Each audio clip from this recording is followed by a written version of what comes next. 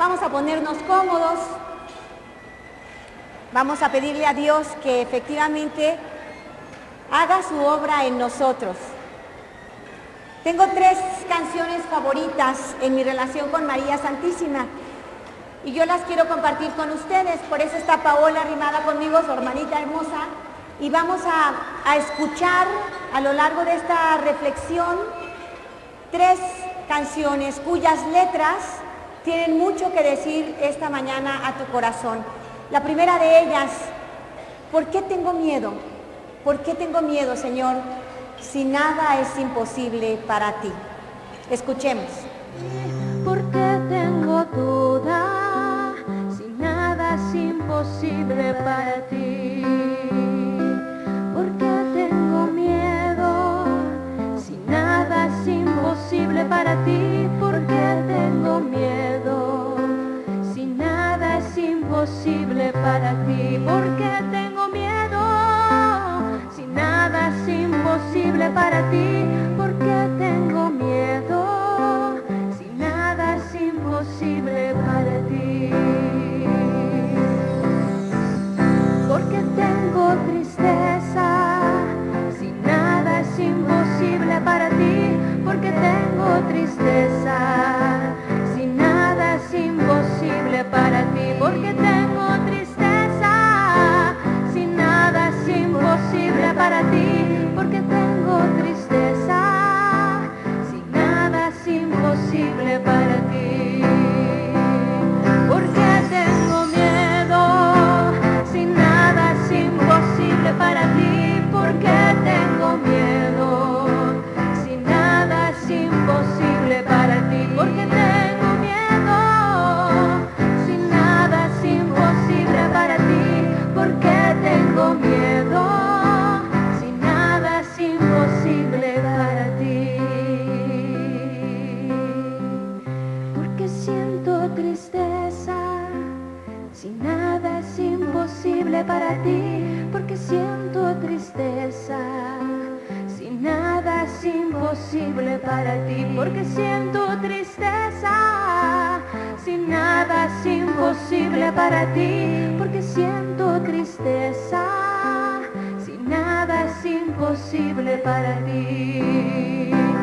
Porque tengo dudas si nada es imposible para ti. Porque tengo dudas si nada es imposible para ti. Porque tengo dudas si nada es imposible para ti. Porque tengo dudas si nada es imposible para ti. Porque tengo miedo si nada es imposible para ti. Porque tengo miedo si nada es imposible para ti. Porque tengo miedo si nada es imposible para ti. Porque tengo miedo si nada es imposible para ti.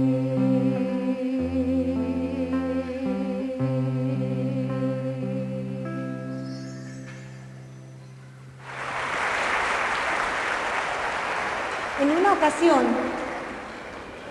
hubo un incendio en un edificio y se estaba quemando por todas partes. Llegaron los bomberos, sacaron a todo mundo de dentro.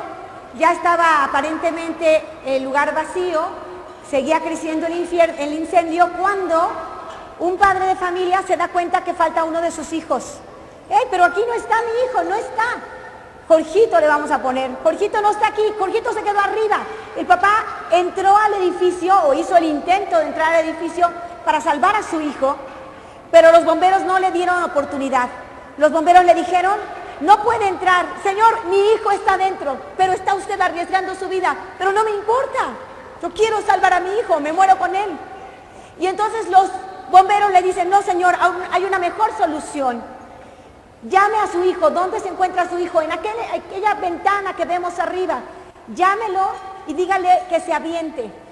¿Pero cómo? Eso va a funcionar. Vamos a esperarlo aquí con este tumbling, con este aparato que lo va a recibir sin ningún riesgo para él.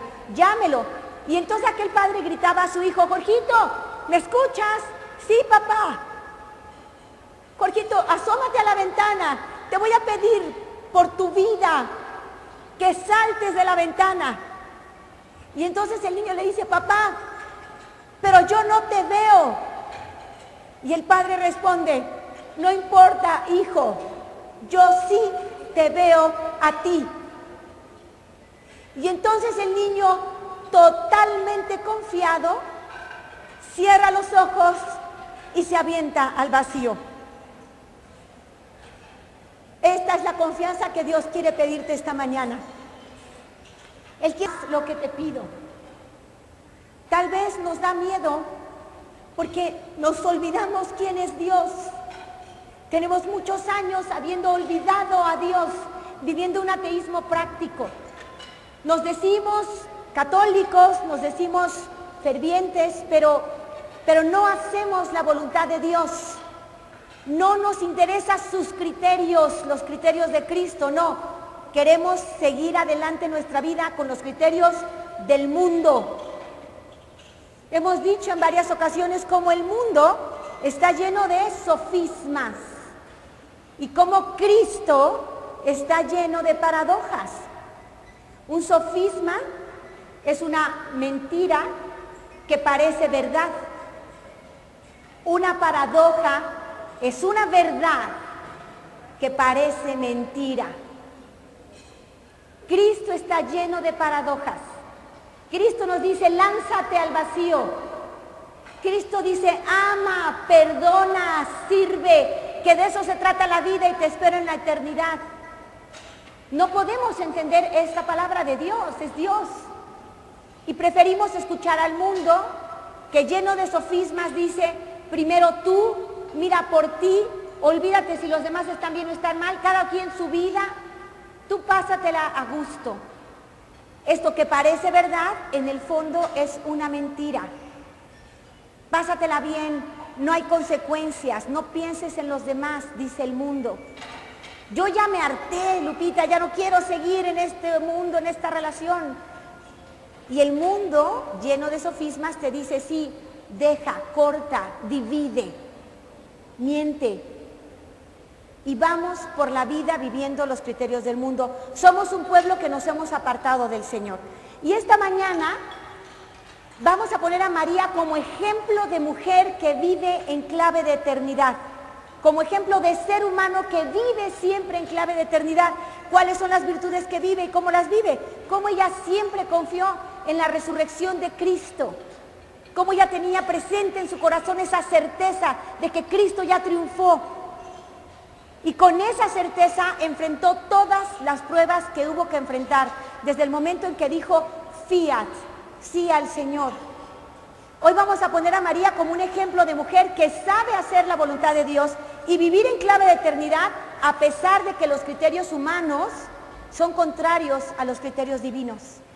A pesar de los pesares, María fue adelante con el plan de Dios para ella, para su vida. Y me voy a remontar un poquito al Antiguo Testamento. ¿Ustedes recuerdan la historia de Jonás? Dios estaba por destruir la ciudad. Jonás le dijo al pueblo que Dios quería que cambiaran su manera de vivir. El pueblo se arrepintió y empezó a seguir a Dios. ¿Qué pasa 150 años después? El pueblo se había olvidado de Dios. Y Nahum escribe al pueblo de Nínive, que había regresado a su estilo de vida anterior, se había olvidado de Dios. Dios que pedía fidelidad, ellos que no la daban. Dios que pedía verdad y ellos que vivían en la mentira. Dios que pedía justicia y ellos que robaban. Dios que pedía no envidias y ellos que vivían en medio de este mundo. El pueblo pues se olvida de Dios, dejaron de amar a Dios, empezaron a adorar ídolos y a pensar solo en sí mismos. Y esto entristeció a Dios. Finalmente, después de haberles dicho vez tras vez que cambiaran su manera de vivir, Dios decidió destruirlos.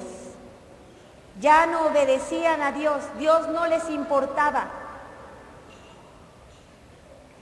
¿De qué manera esta historia se parece a nuestro mundo de hoy? Dice el Señor, Juan 11:25, yo soy la resurrección y la vida, y el que crea en mí, aunque haya muerto, vivirá. Pero a pesar de que Dios habló con tanta claridad, que Dios nos dice, hay un cielo y ahí los espero, tú y yo no hacemos caso de Dios. Tú y yo seguimos alimentándonos de basura en los medios de comunicación, de basura en las pláticas en donde perdemos el tiempo con los chismes,